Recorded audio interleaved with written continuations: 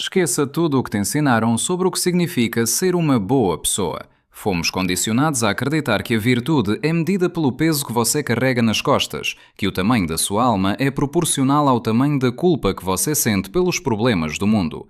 Mas e se eu te dissesse que o conselho mais salvador, mais vital e, paradoxalmente, mais perigoso da história da ciência foi exatamente o oposto disso?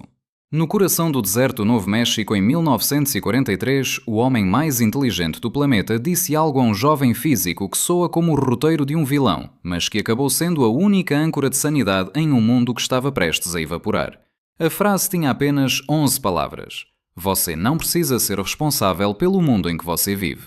Isso soa monstruoso, não soa? Especialmente vindo de John von Neumann, o gênio que estava desenhando a matemática por trás da implosão nuclear, dita para um Richard Feynman de 24 anos. Dois homens construindo a arma mais destrutiva da história humana, dizendo um ao outro que não precisam se sentir responsáveis. Parece a ginástica mental perfeita para um criminoso de guerra dormir à noite. Mas aqui está o que você precisa entender antes de atirar a primeira pedra. Você está reagindo às palavras, mas não está entendendo o mecanismo por trás delas. Existe uma diferença abissal entre não se importar e não se afogar. E se você não aprender essa diferença, o peso do mundo vai te esmagar muito antes de você conseguir consertar qualquer coisa nele. Feynman disse mais tarde que esse conselho o tornou um homem muito feliz.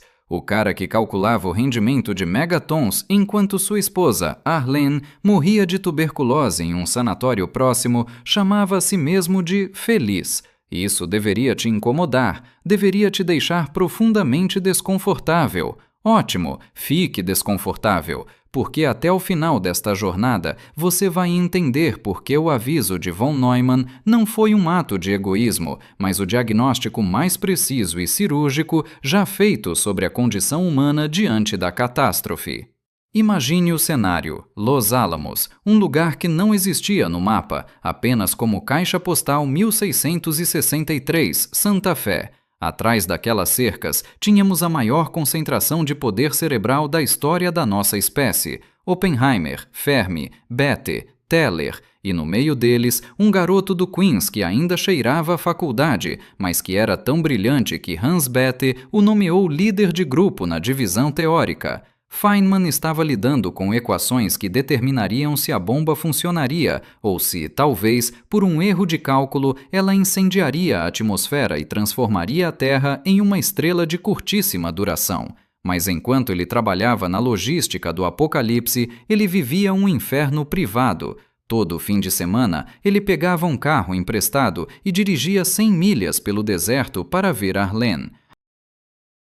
Ele via a mulher que amava tossir sangue em lenços de seda, enquanto na manhã seguinte voltava para a mesa de cálculo para decidir como transformar cidades em cinzas. Ele estava sendo triturado entre o macro e o micro, entre a morte do mundo e a morte do seu mundo particular. Foi nesse estado de fragmentação absoluta que von Neumann o puxou de lado para uma caminhada entre os canyons. E o que ele disse mudou a física, mudou a filosofia e, acima de tudo, impediu que a mente mais brilhante da sua geração se partisse ao meio antes mesmo de começar.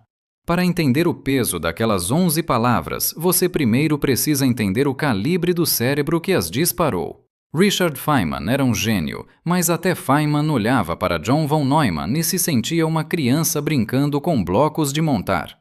Hans Bethe, um prêmio Nobel e chefe da divisão teórica em Los Alamos, um homem que entendia de mentes brilhantes porque era uma delas, disse uma vez algo que deveria te dar calafrios. Eu às vezes me pergunto se um cérebro como o de von Neumann não indica uma espécie superior à do homem. Não era um elogio exagerado, era uma observação técnica. Von Neumann conseguia multiplicar números de 8 dígitos na cabeça instantaneamente, memorizava livros inteiros, página por página, e os recitava anos depois, palavra por palavra. Ele não apenas fazia cálculos, ele desenhou a arquitetura do computador que você está usando agora para ler este texto. Literalmente, chama-se Arquitetura de von Neumann. Cada bit de informação que processamos hoje no planeta Terra passa por um blueprint que ele rascunhou nos anos 40. Agora, imagina esse homem. Enquanto todos os outros físicos em Los Alamos andavam de camiseta e calças de sarja, suando sob o sol escaldante do Novo México, von Neumann caminhava pelos desfiladeiros de terno completo, 3 peças, impecavelmente alinhado. Ele era um ponto de ordem absoluta e desapego estético em meio ao caos da guerra. E foi em uma dessas caminhadas que o mito da responsabilidade social começou a ser demolido. Hans Bethe estava lá também, e ele estava agoniado. Bethe era o tipo de homem que carregava o peso da bomba nos ombros. Ele se preocupava com as consequências sociais, com o que aconteceria quando entregassem aquele poder a políticos e generais. Ele estava sofrendo o que chamamos de paralisia moral do gênio. Ele acreditava que, por ser capaz de entender a destruição, ele era pessoalmente responsável por impedi-la.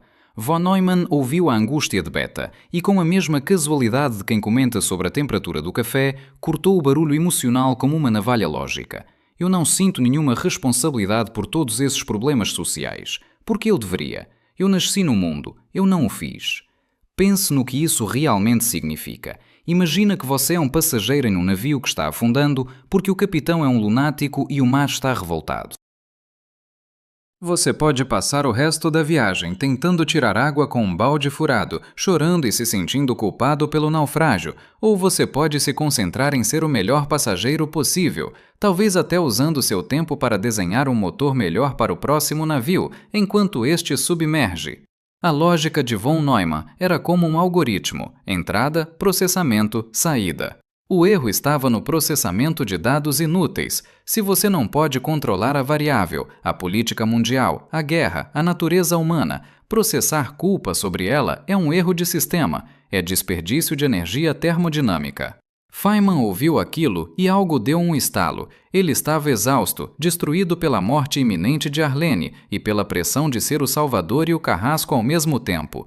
O mundo dizia: você é inteligente, então você deve carregar o mundo. Von Neumann disse: você é inteligente, então seja útil, e você só é útil se estiver livre. Aqui nasce o conceito que Feynman chamaria de irresponsabilidade ativa. Note o adjetivo, ativa, não é preguiça, não é indiferença cega, é a decisão consciente, vigilante e quase violenta de se recusar a carregar fardos que você não selecionou. É a rebeldia de proteger a sua curiosidade contra a invasão das obrigações morais externas que a sociedade tenta empilhar sobre qualquer um que demonstre talento.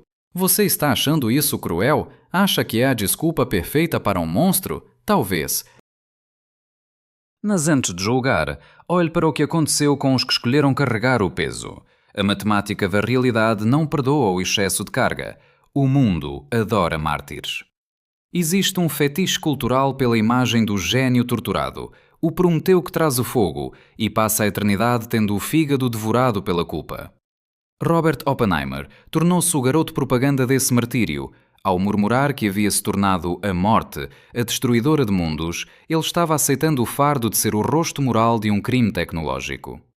Mas aqui está a verdade nua e crua que ninguém quer admitir. O remorso de Oppenheimer não salvou uma única vida em Hiroshima. A angústia de Hans Bethe, escrevendo cartas desesperadas ao Congresso e tentando controlar a proliferação nuclear, não mudou a trajetória da Guerra Fria. Eles estavam tentando carregar o oceano em um copo de papel. Von Neumann, com sua mente que operava em frequências que nós, meros mortais, nem captamos, viu o erro lógico nessa equação. Para ele, a culpa era uma variável parasita. Ela consome recursos de processamento, mas não gera resultado. Imagina um cirurgião de trauma operando uma criança em meio a uma zona de guerra. Se, no meio da cirurgia, ele permitir que a responsabilidade por toda a guerra, por cada bomba caindo e por cada decisão política injusta invada sua mente, sua mão vai tremer.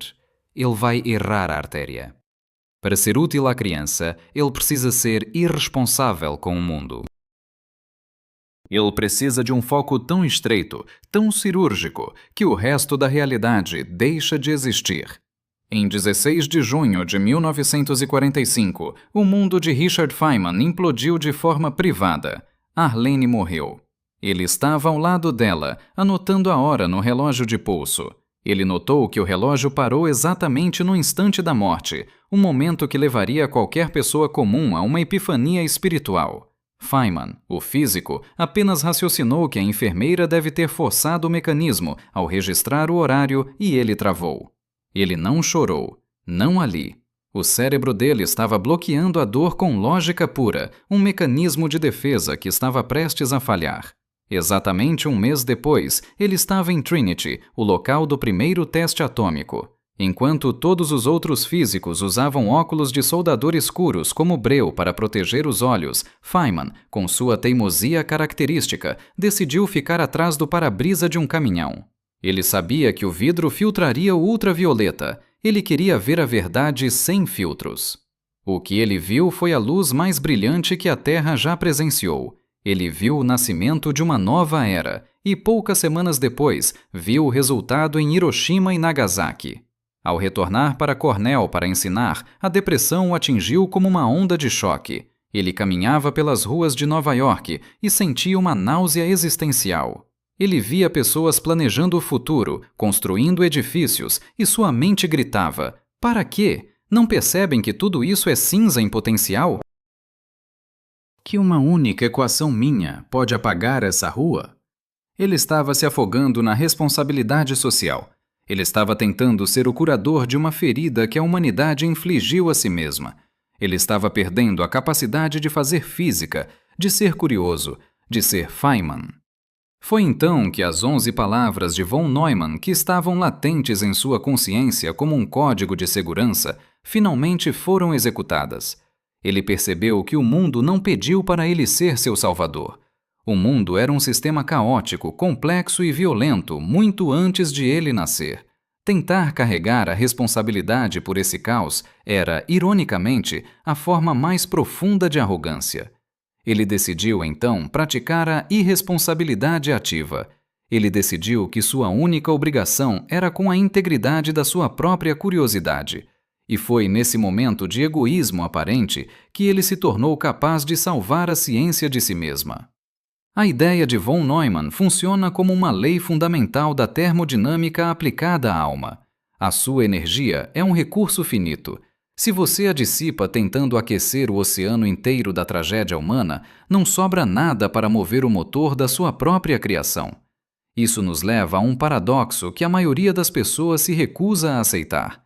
Para realizar algo verdadeiramente grande pelo mundo, você precisa, em algum nível, parar de se importar com o que o mundo espera de você. É o que eu chamo de o firewall de Feynman. Após a guerra em Cornell, Feynman estava queimado. Ele sentia que tinha o dever de trabalhar apenas em problemas importantes, problemas que justificassem o facto de ele ter sobrevivido e de ter ajudado a criar algo tão terrível. Mas essa pressão de ser importante e responsável era exatamente o que o estava tornando estéril. Ele sentava na frente de uma folha de papel e não via nada além do peso das expectativas. Ele estava tentando ser o que a sociedade exigia de um gênio sobrevivente, e isso estava matando o gênio dentro dele. Até que ele se lembrou do conselho no deserto. Ele decidiu que, já que o mundo estava quebrado de qualquer forma e ele não era o responsável por consertá-lo, ele ia apenas brincar. Ele decidiu ser ativamente irresponsável com as expectativas da academia. Um dia, na cafeteria da universidade, ele viu um estudante jogar um prato para o alto. O prato girava e oscilava ao mesmo tempo. Feynman notou que a velocidade do giro e a velocidade da oscilação pareciam ter uma relação matemática específica. Alguém perguntou: "Por que você está perdendo tempo calculando isso, Dick? Qual é a importância disso?" E ele respondeu, com o sorriso de quem acabou de descobrir um código secreto: "Não tem importância nenhuma, eu só estou fazendo porque é divertido." Aquela brincadeira inútil, aquele ato de irresponsabilidade com o seu próprio tempo e com os problemas do mundo, foi o fio da meada que o levou à eletrodinâmica quântica. Aquela oscilação de um prato de cafeteria foi o que eventualmente lhe rendeu o Prémio Nobel. Aqui está o limite, a fronteira que a nossa intuição moral odeia cruzar. A responsabilidade excessiva é uma forma de entropia. Ela desorganiza o pensamento. Quando você tenta carregar o pecado original da bomba, ou do aquecimento global, ou da injustiça sistémica em cada tarefa do seu dia, você cria um ruído de fundo que impede a percepção de sinais sutis. Von Neumann sabia que a mente humana tem uma largura de banda limitada. Se o seu processador está 99% ocupado com o processamento de culpa, não sobra espaço para a inovação que pode, de fato, resolver o problema. A irresponsabilidade ativa é o reconhecimento de que você é uma peça no tabuleiro, não o jogador. Von Neumann, o pai da teoria dos jogos, entendia isso melhor que ninguém. Em um jogo com informações imperfeitas e jogadores irracionais, a única estratégia vencedora é manter a integridade da sua própria função. Se você é um bispo, seja o melhor bispo. Se você tentar ser o rei, a rainha e o tabuleiro ao mesmo tempo, você só vai acelerar o checkmate. Mas como conciliar isso com a nossa humanidade? Como não se tornar um sociopata de terno no deserto? A resposta está na beleza da realidade que Feynman redescobriu. No fim das contas, a lição de von Neumann não era sobre ser um canalha, era sobre ser um sobrevivente.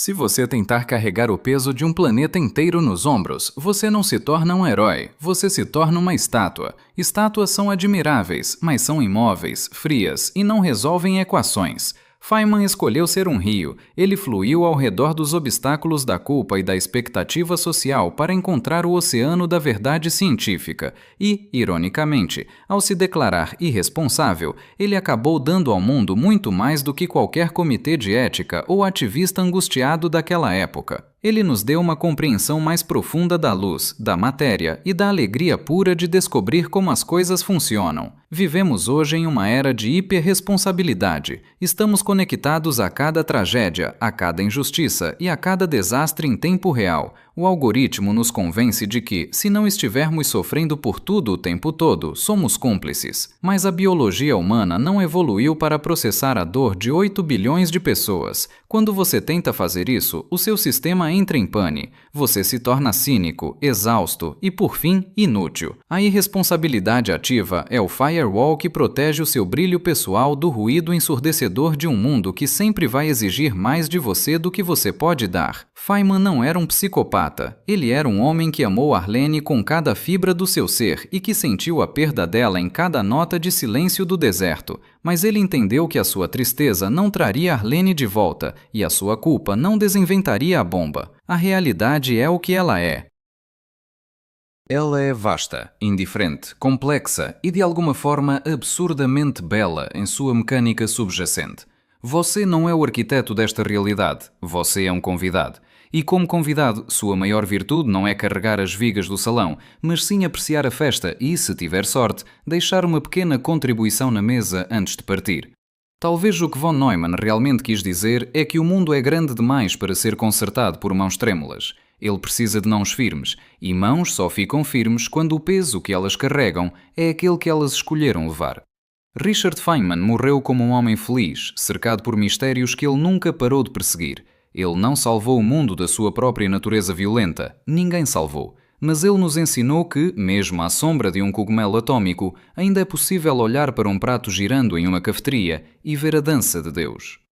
Se você quer aprender a ver o mundo como ele realmente é, sem os filtros da culpa e das expectativas alheias, inscreva-se no Feynman Physics. Vamos explorar a realidade, um paradoxo de cada vez. Vejo você no próximo vídeo.